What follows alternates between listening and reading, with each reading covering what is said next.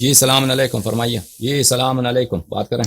وعلیکم السلام. یہ انجینئر مرزا کے متعلق یعنی کہ اس کے دو شبہات ہیں جو یہ کہتا ہے.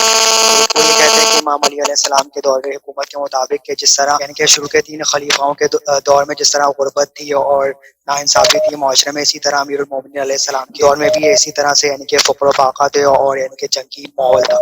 تو یہ کہتا ہے کہ ان تینوں کے دور میں اور مولا علی علیہ السلام کے دور میں کوئی فرق نہیں ہے، کیونکہ ان کے دور میں بھی اسی طرح سے لوٹ مار اور ناانصافی رائج تھی جس طرح پہلے 3 خلیفاء کی. ایک یہ، اور دوسرا یہ یعنی کہ انجینئر مرزا یہ بہت کہتا ہے ماتم کو یعنی کہ زہر بحث لاتا ہے. وہ کہتا ہے کہ شیعوں کے پاس کوئی ماتم کے حوالے سے دلیل نہیں ہے، اور یعنی کہ مثال کے طور پہ جو یہ شیعہ کہتے ہیں کہ عائشہ نے اپنا چہرہ پیٹا، تو وہ بھی ایک ہی دفعہ اس نے پیٹا اور یعنی کہ اس نے کہا کہ یعنی کہ اس نے اپنی نادانی میں پیٹا ہے.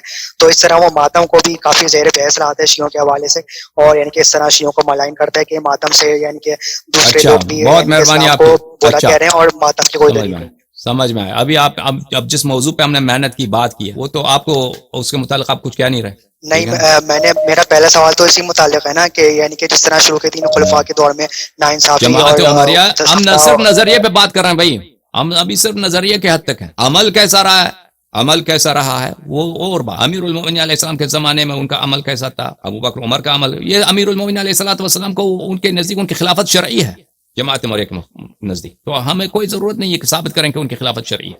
یہ تو ثابت کرنے کی ضرورت نہیں ہے. ابھی صرف نظریے کی حد تک بات ہو رہی ہے، نظریے کے حد تک. وہ ان کا اشکال بہت سارے لوگوں کے، سوال بہت سارے لوگوں کے ہیں، لیکن وہ ہمارا موضوع نہیں ہے. ہمارا موضوع یہ ہے کہ ان کا عقیدہ کیا ہے، امامت کے متعلق ان کا کیا نظریہ ہے، کیا کانسیپٹ ہے، ہمارے نزدیک کیا کانسیپٹ. سمجھ میں آ رہی بات آپ کو؟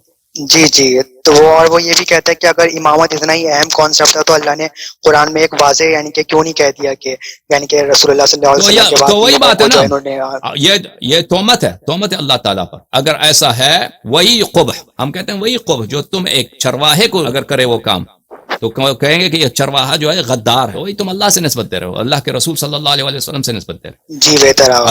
اگر دین کامل ہے تو قرآن میں بھی ہونی چاہیے، تو سنت میں بھی ہونی چاہیے. جی جی آگا. اوکے یا علی. اب جہاں تک یہ بات رہا کہ کہتے ہیں کہ امیر المؤمنین علیہ الصلوۃ والسلام کے دور میں ظلم رہا ہے، قتل و غارت. تو وہ قتل و غارت کون کر رہا تھا؟ قتل و غارت ایک تو عائشہ، آپ کی ماسی عائشہ جو ہے وہ لشکر لے کے آئی مسلمانوں کا، انہوں نے قتل کیا، غارت کیا. ایک خوارج نے کیا، جو آپ کے بڑے بڑے روات ہیں، اکرمہ ہیں اور بہت سارے ہیں آپ کے بخاری مسلم کے، جن سے آپ دین لیتے ہو، توحید لیتے ہو، نبوت لیتے ہو، جن سے احکام شریعت لیتے ہو، جن کے متعلق رسول پاک صلی اللہ علیہ وسلم نے فرمایا کہ کلاب اہل النار ہیں، خوارج جو ہیں جہنم کے کتے ہیں، ان سے تم اپنے دین لیتے ہو. انہوں نے امیر المؤمنین علیہ السلام کے خلاف خروج کیا. اور تیسرا طبقہ کون ہے؟ آپ بہت سارے صحابہ جو معاویہ کے ساتھ مل کر امیر المؤمنین علیہ السلام کے خلاف لڑے، امیر المؤمنین علیہ السلام کے خلاف لڑے. ہم نے دیکھا اگر امیر المؤمنین علیہ السلام کی دور حکومت میں گوشہ و کنار حالات میں مثلا وہاں پہ فقر رہا، کسی نے کہیں غداری کی ہے، مثلا کسی نے کہیں ظلم کیا، کسی نے کسی قتل کیا، آپ بتائیں کہ اس میں امیر المؤمنین علیہ السلام کا کیا قصور؟ امیر المؤمنین علیہ الصلوۃ والسلام کے اگر ان کی عظمت پر، ان کی عصمت کے خلاف اگر کوئی بات ہے تو ہمیں بتائیں.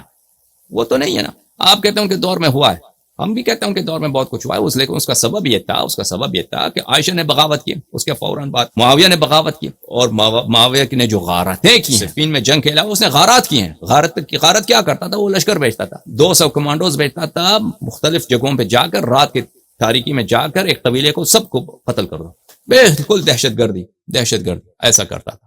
اس کے بعد خوارج، یہ سب آپ کے فرقے کے بزرگان ہیں، انہوں نے کیا ہے. خوارج نے کیا ہے، خروج کیا امیر المؤمنین علیہ السلام پہ. اب اگر کہتے ہیں کہ امیر المؤمنین علیہ الصلوۃ والسلام نے فلان جگہ پہ غلطی کیا، جیسا مثلا نستجیر باللہ، جیسا ابو بکر عمر غیر معصوم ہے، امیر المؤمنین علیہ السلام بھی غیر معصوم ہے، وہ ہمیں دکھاؤ تم ایسا واقعہ جس سے عصمت ان کی ثابت نہیں ہوتی ہو، ایسا واقعہ جس سے ان کے جہل مثلا نستجیر باللہ. ہم ابو بکر عمر کے خلاف بہت سارے آپ کو دکھائیں گے کہ اس کا فسق، ان کا فجور، ان کا کفر، ان کی خلافت کا بطلان ہم ثابت کریں گے. اگر ایسا آپ کے پاس ہے امیر المؤمنین علیہ الصلوۃ والسلام کے خلاف کہ انہوں نے ایسا کام کیا جو قرآن کے خلاف ہے، سنت کے خلاف ہے، یا جاہلانہ انداز نستجیر باللہ، وہ ہمیں دکھاؤ. ٹھیک ہے نا. امیر المؤمنین علیہ الصلوۃ والسلام کی حکومت ایک ظاہری حکومت تھی، اور بہت سارے لوگ امیر المؤمنین علیہ السلام نے خود قبول بھی نہیں کیا، ان کو سونپا گیا، ان پہ حجت تمام کیا، والا ان کو خواہش نہیں تھی کہ حکومت قبول کریں. اہل بیت علیہ الصلوۃ والسلام کا شروع سے وعدہ یہی تھا کہ ہمارا جو حکومت ہے وہ آخر الزمان میں آئے گا، وہ دنیا کے آخری زمانے میں آئے گا، امام حجت علیہ الصلوۃ والسلام کے زمانے میں آئے گا۔ امیر المؤمنین علیہ الصلوۃ والسلام کی کہیں یہ خواہش نہیں تھی کہ میں خلیفہ بنوں عثمان کے قتل ہونے کے بعد، لوگ آ گئے اور اتنا اصرار کیا کہ اس کے بعد امیر المؤمنین علیہ السلام پہ حجت تمام ہوا کہ اگر وہ خلافت قبول نہ کرتے، بعد میں آفتیں جو آتی ہیں، مصائب جو آتی ہیں، ان پہ بہانہ کس پہ لگتا، تھپا کس پہ لگتا، امیر المؤمنین علیہ السلام پہ لگتا۔ تو اس لیے انہوں نے خلافت قبول کیا، حالانکہ ان کو پتہ بھی تھا کہ یہی لوگ جو آج میرے سے بیعت کریں گے وہ کل میرے خلاف غداری کریں گے۔ سمجھ میں آ رہی بات آپ؟ یہ بالاجمال اس بات کا جواب ہے۔